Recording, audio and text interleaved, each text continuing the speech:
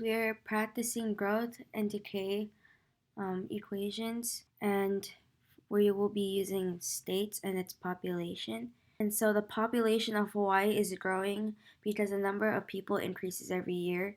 And on the graph, there's a slight slope indicating a growth in population.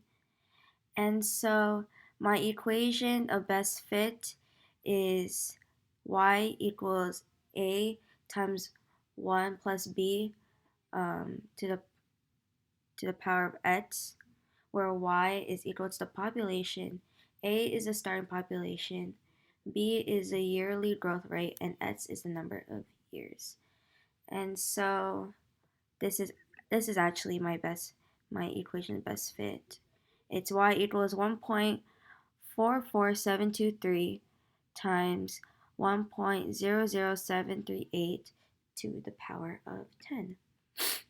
And so this is when you plug in the number of years. So 10 years from now, you would plug in the number 10 for x. So your equation would be y equals 1.44723 times 1.00738 to the power of 10. And your answer would be 1.55765 million people.